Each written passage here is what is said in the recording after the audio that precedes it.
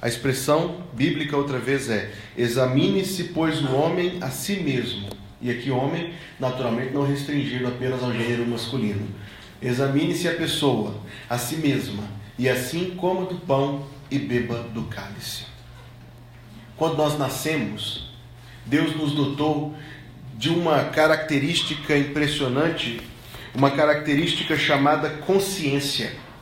Nós nascemos com consciência, nós somos seres conscientes, nós somos seres morais. Isso reflete, é um dos reflexos de que nós somos criaturas de Deus.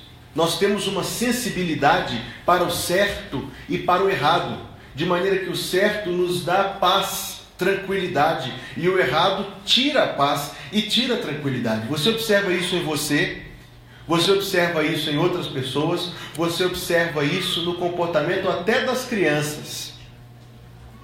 Vou dar um exemplo diário. Comer escondido. Todo mundo que riu faz. Principalmente os diabéticos. Principalmente, eu ouvi dizer isso mesmo, principalmente. Mas a gente logo sente que não devia, por isso que faz escondido.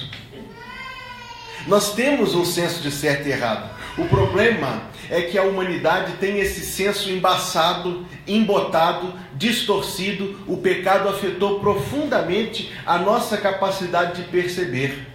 De maneira que, de tempos em tempos, e o tempo que nós estamos vivendo é um desse, aquilo que Deus chama de mal é chamado de bom. E aquilo que Deus chama de trevas é chamado de luz.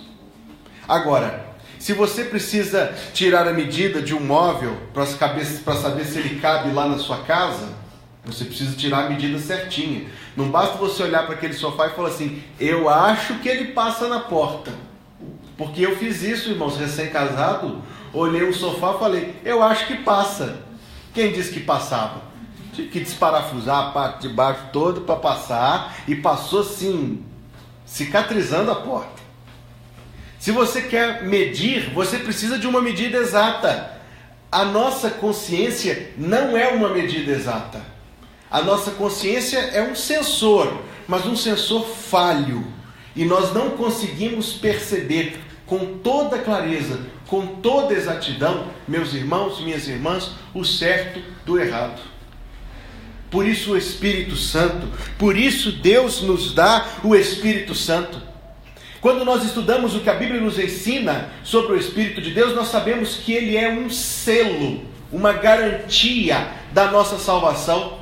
Nós sabemos que ele é um elo da nossa comunhão com Deus. Eu vou dizer uma coisa na minha mensagem aqui de manhã: se fosse possível perder a salvação, eu já tinha perdido, e você também.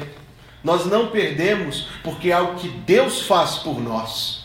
O Espírito é um selo irremovível, é um elo presente que nos liga ao Senhor. Ele nos proporciona ter verdadeira comunhão com Deus. Quando nós prestamos culto, seja ele cheio de coisas, ou seja ele o mais simples de todos, nós temos comunhão com Deus, nós falamos com Deus, Deus fala a nós. É o Espírito de Deus que nos liga ao Senhor e permite que isso aconteça. Mas também o Espírito Santo, meus irmãos, é uma fonte de graça.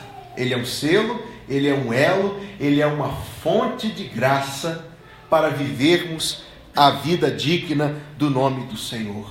O Espírito Santo não é um ajudador externo. O povo de Israel tinha a nuvem, você se lembra disso? Nós temos mais, nós temos comunhão com Deus. Se o povo de Israel olhava para a nuvem para saber para onde ir, nós temos condições de ler a palavra do Senhor e conhecer o Senhor e de falar com o Senhor e de ter amizade com Deus. Bendito seja o Espírito Santo que nos guia em toda a verdade, como Jesus falou, constrói o nosso caráter, nos ajuda nas dificuldades e nos ajuda a acertar o alvo.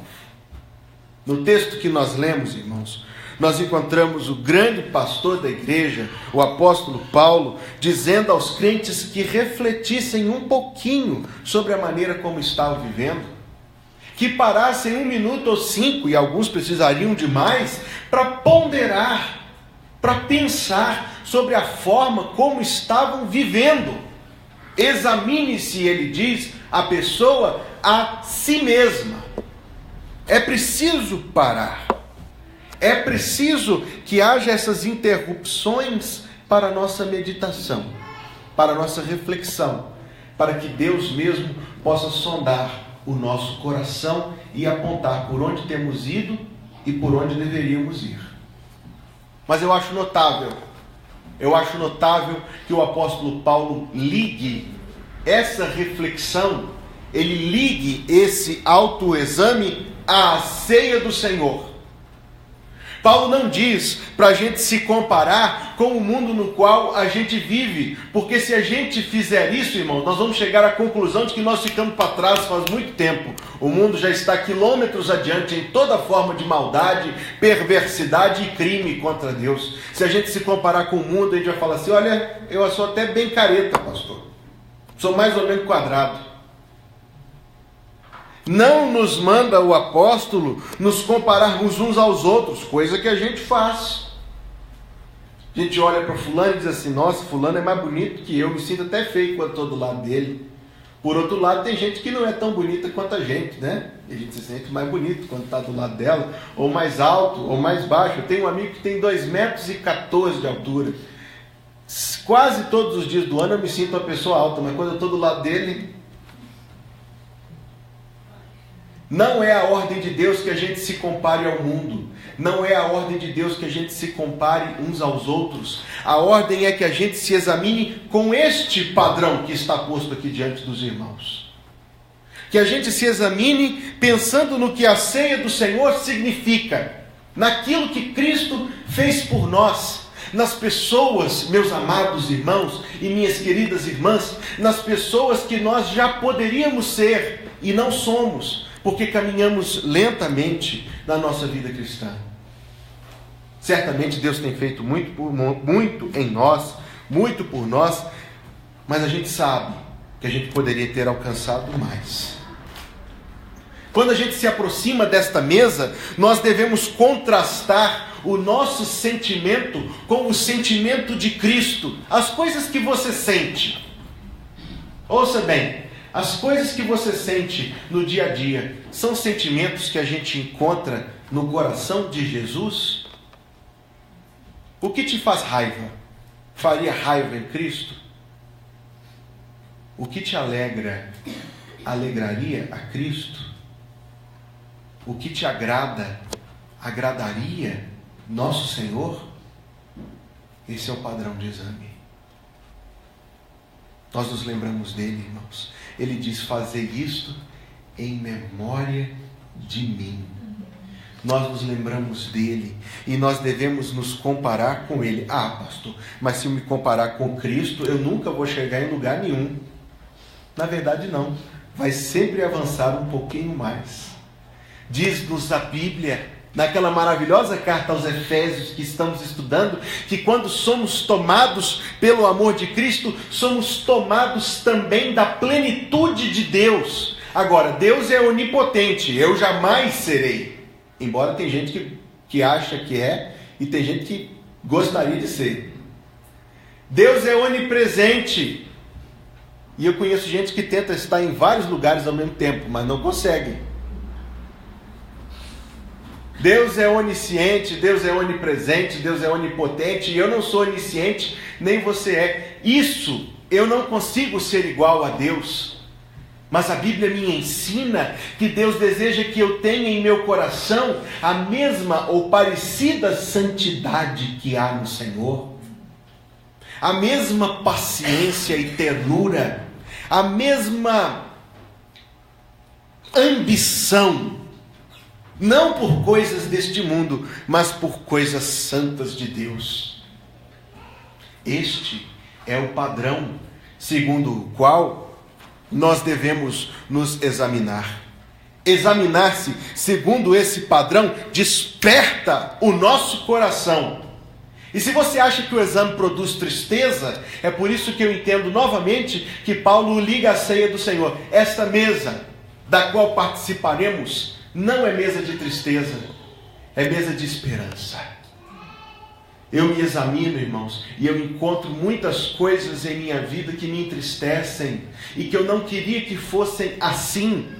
Mas eu encontro na recomendação o seguinte: examine-se o homem a si mesmo e assim coma do pão e beba do cálice. Como pastor Elias certamente já viu isso muito mais vezes do que eu. De vez em quando nós encontramos algumas pessoas que se abstêm da ceia, que deixam de participar dela, porque elas dizem assim: ah, pastor, é porque eu estou com certo pecado na vida.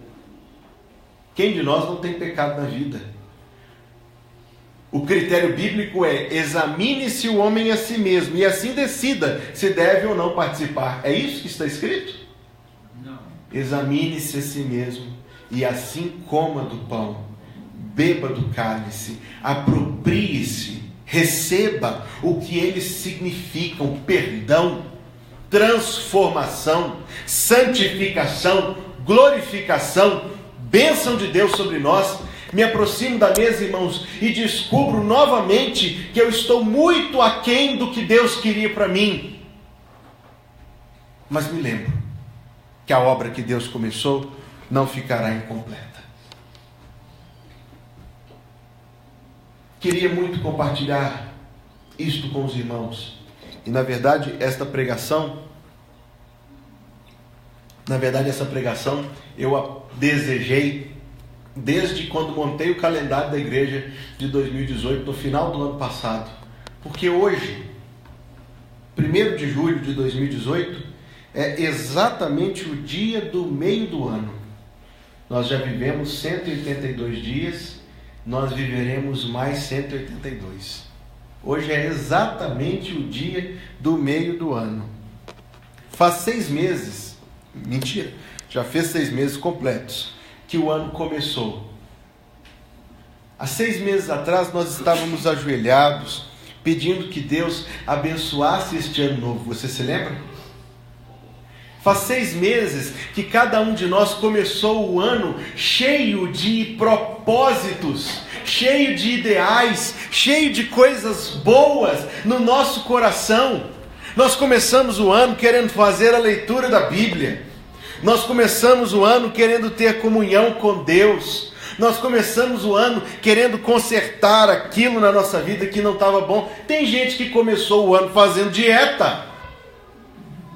E outros começaram o ano com o propósito de pagar dívidas, de ajuntar dinheiro, de investir numa ou em outra área da sua vida. 6 meses já passaram. Mas bendito seja Deus, a gente ainda tem 6 meses.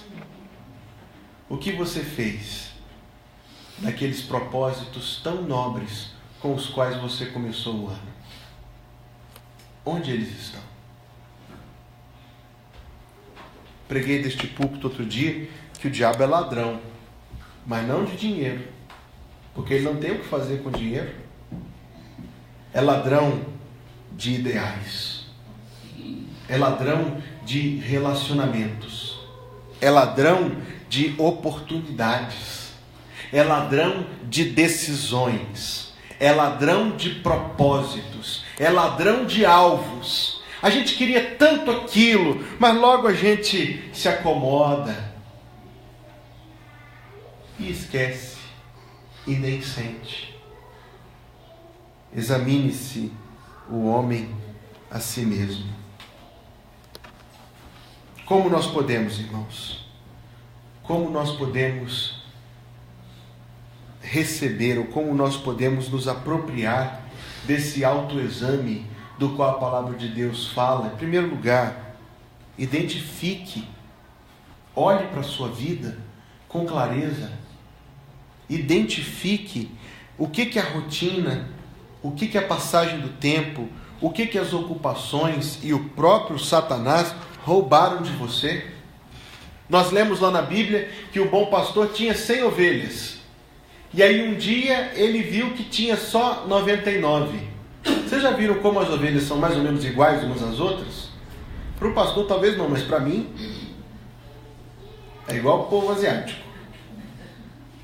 Como o pastor percebeu que só tinha 99? Contou. Uma mulher tinha 10 moedas, disse Jesus, no saquinho dela. E como ela percebeu que só tinha 9, ela contou. Ela olhou para o que tinha, ela averiguou, ela examinou. E você também precisa olhar para a sua vida.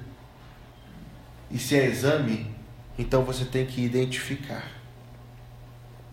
Relacionamentos que se desfizeram de maneira contrária à vontade de Deus. Sentimentos povoando, para não dizer poluindo, o seu coração, que não agradam o Senhor. Bons hábitos que foram abandonados e maus hábitos que foram abraçados. Identificou essas coisas, irmão? Identificou essas coisas, irmão? Confesse a Deus. Em segundo lugar, confesse a Deus.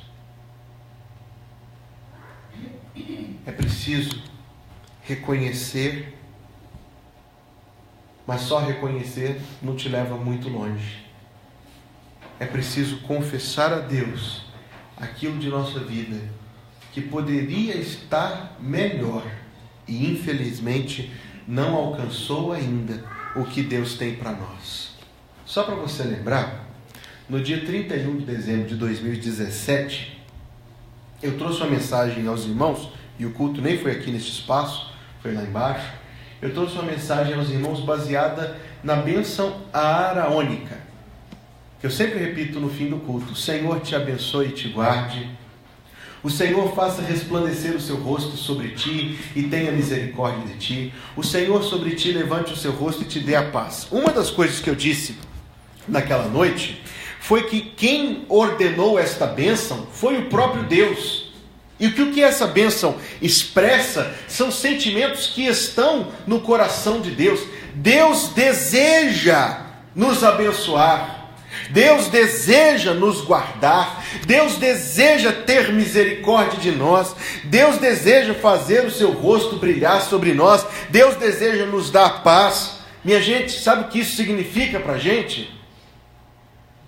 Temos do Senhor um Deus maravilhosamente paciente, compassivo, misericordioso, perdoador. Deus sempre disposto a nos erguer, a nos levantar. Deus disposto a nos levar a uma vida mais abundante. Jesus disse: eu vim para que tenham vida, e vida em abundância. Riqueza, plenitude, estarmos cheios da graça de Deus. Identifique, confesse e, em terceiro lugar, recomece. Em terceiro lugar, recomece. Examine-se o homem a si mesmo, e assim coma do pão e beba do cálice.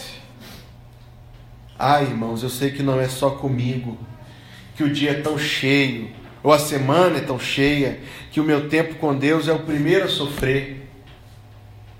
E a Bíblia nos diz: coma do pão, beba do cálice, recomece sua caminhada com o Senhor. Se a ideia do que estamos pensando hoje traz tristeza em alguém, não é para trazer. Confissão não é lamento. E você orar a Deus dizendo que você é um rato de esgoto não agrada o coração do Senhor. Porventura você gostaria de seu filho falar isso para você? Ah, eu sou a escória da humanidade, eu sou um germe, Isso não agrada o coração da gente, quanto menos o coração de Deus. Confissão é uma admissão clara. Você vem a Deus com sinceridade, diz: ó Deus, é isso aqui, que o Senhor me ajude. E Deus, bendito seja o seu nome, nos ajuda. Nos ajuda a recomeçar, a retomar propósitos, a alcançar aquelas ideias tão boas que a gente tinha para a gente mesmo. Hoje é o dia do meio do ano.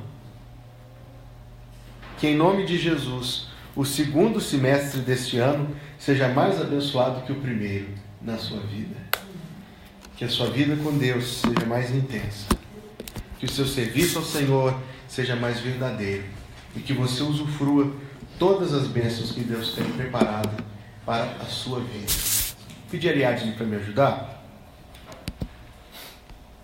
Não é sempre que eu faço isso e tem razão para nem sempre eu fazer. Mas esta mensagem é tão bonita. E eu quero, se Deus permitir, que ela caia também no seu coração.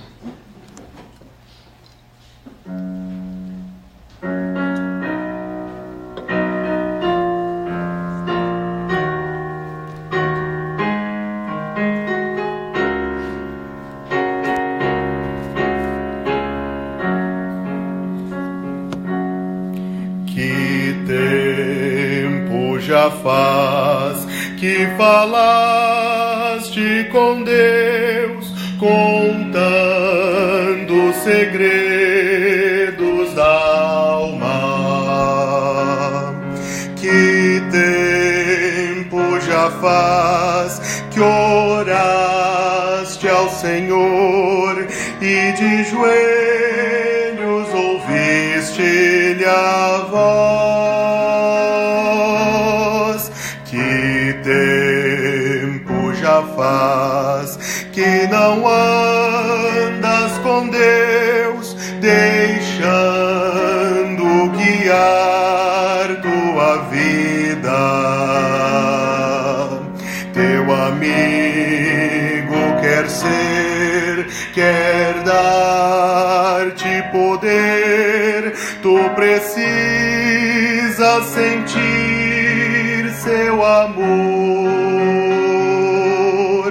Que tempo já faz que ajoelhaste a sós e oraste ao teu Deus lá do céu.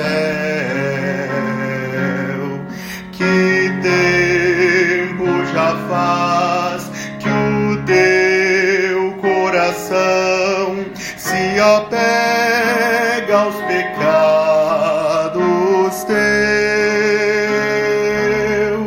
Que tempo já faz que não falas de Deus, pregando a mensagem do Mestre. Teu amigo quer ser, quer dar-te poder, implantar teu amor em seu ser.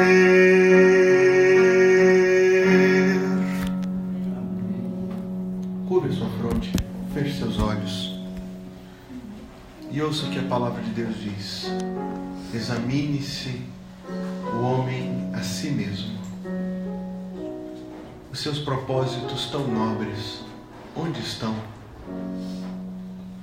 A sua vida com Deus, o seu serviço ao Senhor, onde está?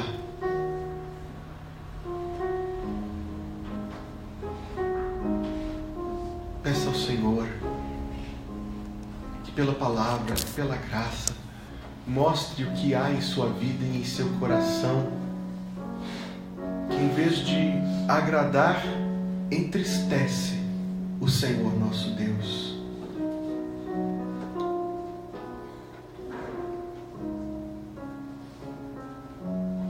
Cristo, nosso Mestre, nos ajuda a recomeçar. Que haja esse propósito no nosso coração.